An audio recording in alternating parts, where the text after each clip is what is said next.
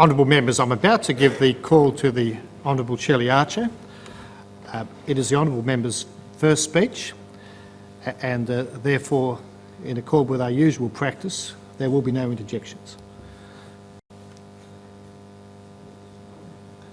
The Honourable Shelley Archer.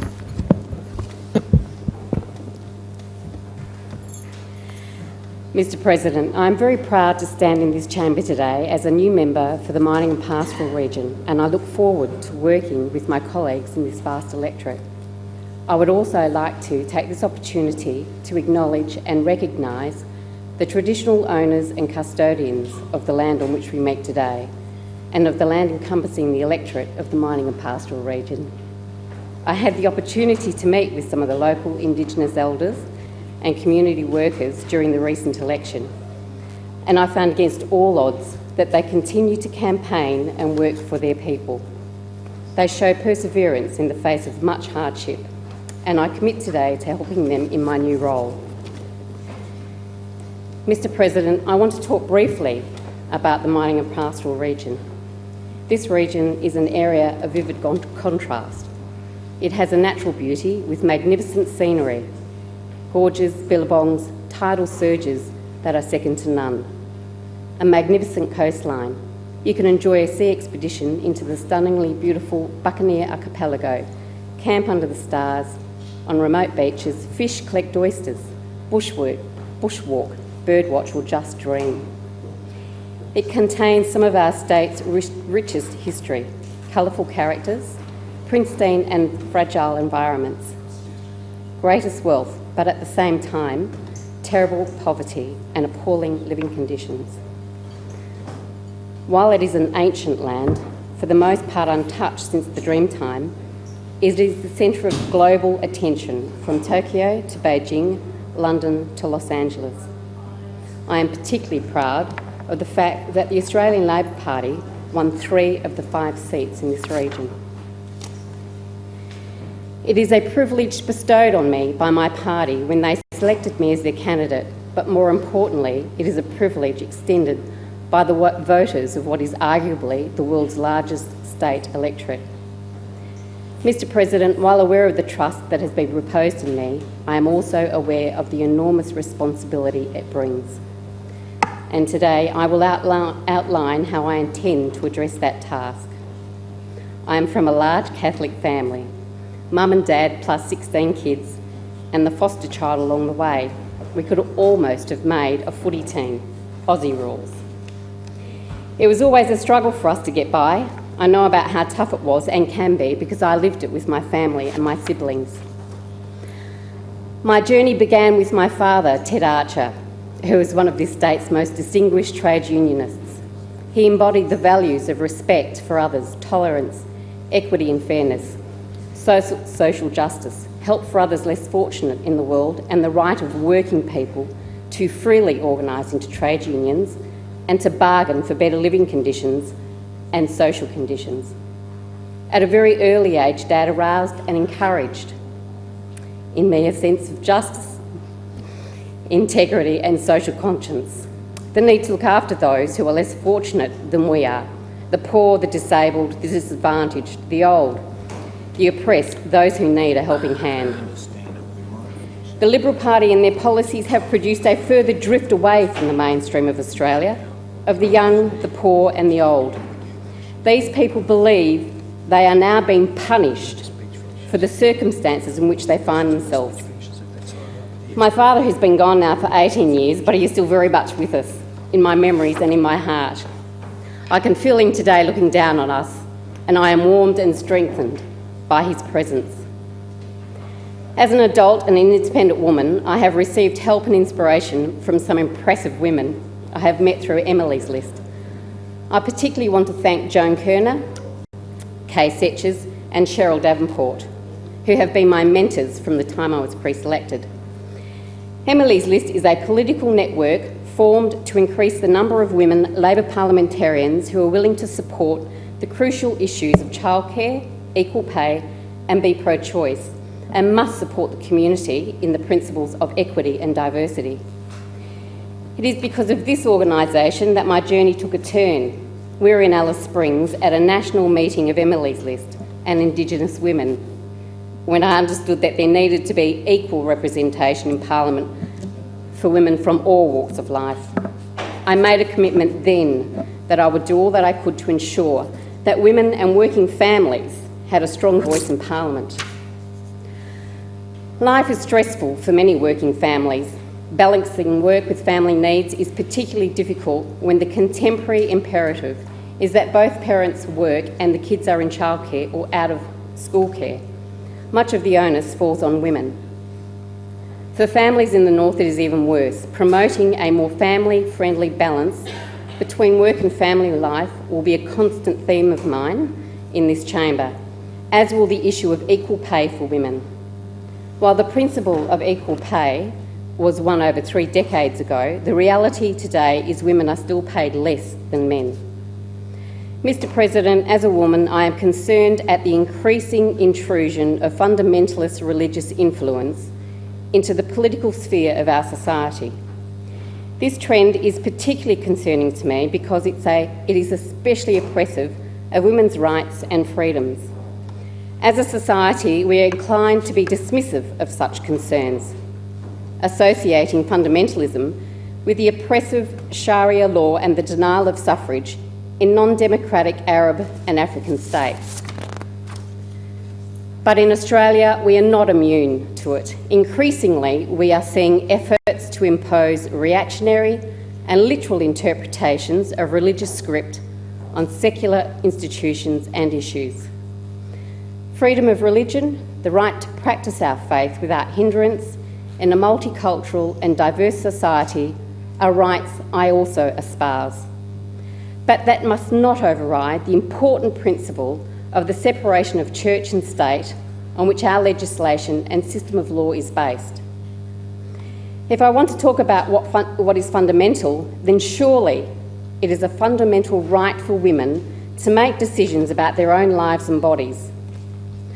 I deplore the public hand-wringing over unwanted teenage pregnancies by those who at the same time want to restrict common sense access to safe contraception, and the double standard of those who espouse individualism and free choice as an idealistic and political principle, but want to restrict the right of women to control their own fertility. As a woman, a mother and a grandmother, I will argue for the right for women to make choices fundamental to their physical and mental health, and that this choice be available to all women, regardless of the economic status. There is also another issue which I believe is truly fundamental to our democracy. For too long, I have noticed the practice of removing Indigenous voters from the electoral roll. This is especially the case in the northwest of the state. Before the last state election, a letter was sent to many Indigenous voters. Where the mail was not collected in time, they were removed from the electoral roll. This practice exploits the itinerant and nomadic nature of many Indigenous citizens and applies a white man's one-size-fits-all law to an Indigenous culture. Indigenous people face many problems: third world infant mortality rates, lack of access to fresh, clean running water, lack of employment opportunities and training, alcoholism and other health problems. But if they are stopped from voting, they are excluded from having a voice in our society. In this chamber, I will stand up for the rights of Indigenous Australians. I will defend their right to vote and their right to share in the prosperity of their country. One of the things I derive constant inspiration from is the sheer physical beauty of this vast electorate. And it is any wonder that icons like the Inaugural Reef are on the World Heritage List. I opposed Maud's Landing development and applauded when the Gallop government quashed it. The need to develop a management plan to secure the long-term future of Inaugural Reef is a high priority. At the moment, there are a number of overlapping state and federal departments and an overabundance of agencies, all with responsibility for some aspect of the reef. They should be replaced with a single Inaugural Reef Authority, modelled on the Great Barrier Reef Marine Park Authority. In this chamber, I will argue for an intelligent balance between the environment and development. But if there is a reasonable doubt about the benefits of any development, I will give my support to the environment every time.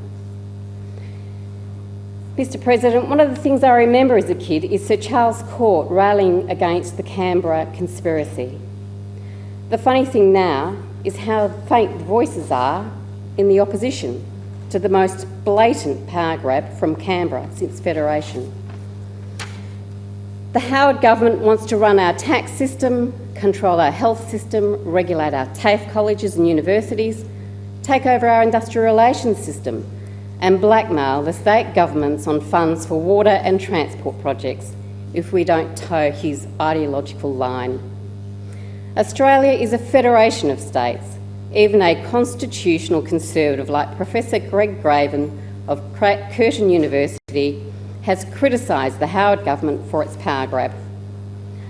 I suspect it will be tough enough getting Perth to understand the needs of the North West, let alone a remote, insular bureaucracy nestled on the banks of the Lake Burley Griffin. In this chamber, I will support genuine cooperative federalism, which has benefits for my constituents, but I will resist the power grab of the Howard government. And that brings me to the tax system and the institutionalised discrimination it poses against the North West. The zone tax offset allowance has effectively remained unreviewed since it was first introduced more than half a century ago. A zone tax offset may be claimed by residents of remote regions of Australia and is in recognition of the disadvantages to which the residents of remote regions are subject to, like unpleasant climate, the isolation, and higher costs of living compared with other areas of Australia. Earlier this month, the Federal Treasurer, Mr Costello, brought down a federal budget. Quite apart from the fact that it disproportionately rewarded his mates at the top end of town and did little for the battlers, what it also didn't do was review the zone tax offset allowance. There is a chronic distortion in the tax system when it comes to northern and remote Australia. The GST magnified the problem. Everything you buy up north costs more because of transport costs. The lack of competition means the price of many goods and services is further inflated. That automatically means it is more expensive to live in the North West than it is in Perth, and we pay extra tax on it. In this chamber, I will call for tax reform that will encourage people to live in the sparsely populated north of our state, not penalise them for doing so. And while tax is mostly a federal issue, I will be seeking a fairer share of the state's GST revenue for the north. It is not for nothing my electorate bears the name of mining and pastoral region. It is the engine room of the West Australian economy and ships more tonnage out of its ports than any other region in Australia. One of the distinctive features of the mining industry is that while it produces wealth from the region, it does not contribute much wealth to the region.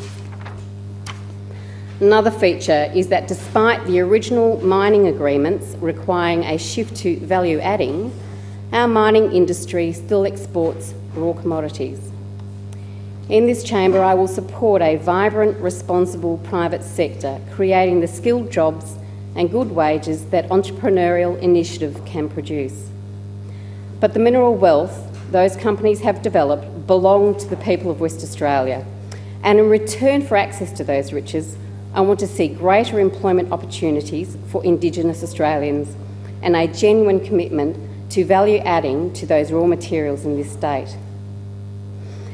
Mr President, my father was a trade unionist, my husband is a trade unionist, and the same commitment defines me as well. Trade unions historically have won rights and entitlements for West Australians and lifted the incomes of ordinary workers everywhere. They continue to do so. The recent state election gave us a mandate to pursue our industrial relations policies.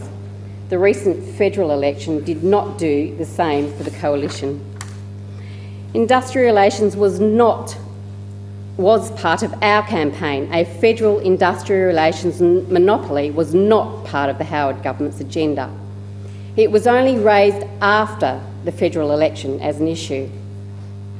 The other day I heard Michael Chaney, as the chairman of a national company, call for one federal uniform industrial relations system in Australia, as he didn't like having to deal with 6 separate state jurisdictions. Mr Chaney knows he can get a national agreement for his workers tomorrow if he was prepared to negotiate with the national union. The only thing that would be stopping him is if he wanted to cut wages and conditions to below the standards established in the state awards. I see this ploy by the federal government as yet another attempt to cut wages and working conditions of the workers while the big end of town enjoys their extremely high salaries. In this chamber, I'll stand up for the working people and the unions that protect their living conditions. Workers' compensation is another issue where we could do with a little bit more honesty. It is an ongoing agenda for employers to complain about the high cost of workers' compensation premiums and try to cut workers' benefits to reduce them. It would be better to cut accidents and single out recalcitrant employers to keep premiums down. Accident levels in WA industry are still too high. The focus should be on 3 fronts: safety, compensation and rehabilitation. And this is a tripartite responsibility involving governments, employers and unions. Mr President, another issue that I wish to address is aged care. My mum, who has lived over half her life in the northwest of WA, the last 18 years in Derby by choice, was diagnosed with Alzheimer's. I and the family researched the possibility of moving Mum from the pensioner unit she then lived in to a more suitable aged care home in Derby, where she could be provided with the appropriate medical care. Unfortunately, and directly due to the lack of facilities, we had to move my mum to Perth, where she is cared for by one of my brothers, Vedant, and a host of carers who ably assist him in this very time-consuming task. It was quite heartbreaking for our family to tell Mum that she can no longer live in the town she loved and had hoped to live out the rest of her life because there were no facilities. That would meet her needs, and it is more heartbreaking when you go and visit and she asks if you're there to take her home to Derby. The lack of facilities for aged persons with Alzheimer's in Derby was astounding, and I decided then that I would do whatever I could to try and facilitate an increase in amenities for the aged, not just for Derby but for the Northwest. I do want to acknowledge that in the past 4 years this government has achieved some of those goals that I had set myself, but there is still a way to go before I am satisfied that we have done what we can for this part of my constituency. I will be making every effort to ensure that our elderly people get what they need, including access to healthcare services, a bed in a nursing home if they need one, and access to home care services if they want to remain in their homes. And now, very briefly, my thanks to those who supported me in attaining this position. A few of the women who were just there: Eileen McParlin, Barb McDonald, Diane Smith, Jill Hawkins, Liliana Ravlich, Sheila Mills, Colleen Haywood and so many others. I was fortunate to grow up with a strong network of women. As a young woman we were called the Gang of Five: Yvonne Hegney, Diana Forster, Jenny French and Elizabeth McSweeney. What times we had and continue to have. Thanks for everything. I was also fortunate to be given the joy of being a godmother to a delightful group of what are now young women: Danielle Harmer, Chloe Forster, Emma Hegney and Victoria Sullivan. Thanks, guys. To my brothers and sisters, and there's lots of them, but especially those who live in the Northwest: Alan and his wife Bonnie, Brad, Wayne, who believed in me and my ability to make a change and came out to give a hand on the day. To all those nieces and nephews, Dean, Sean and Justin, who helped and gave me support, encouragement and a sense of themselves.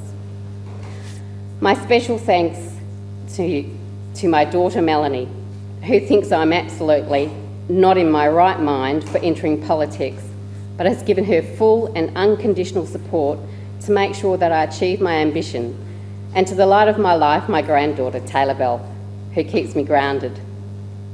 Thanks to my other daughter Leonie and her girls, Jessica and Jade, for your help and your lightheartedness in the face of some difficult times. To Rod and Clint and their partners Justin and Emma, thanks. I know it wasn't just the trip to Broome that enticed you to come all the way to give me a hand.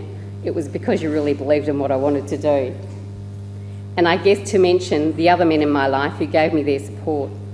Joe Bullock, Joe McDonald, Graham Giffard, Ray Lyle, Matt Keogh, the young one, Kim Young, Kevin McParland and Ian Hawkins. And a very special thanks to Brian Burke and Senator Peter Cook for their unconditional love and support. And now, last but not least, a very heartfelt and special thanks and love to the most extraordinary man in my life, Kevin Reynolds. He championed my cause and then gave me his all to ensure that I achieved a part of my ambition. Without him, I would not be here today. Mr. President, thank you.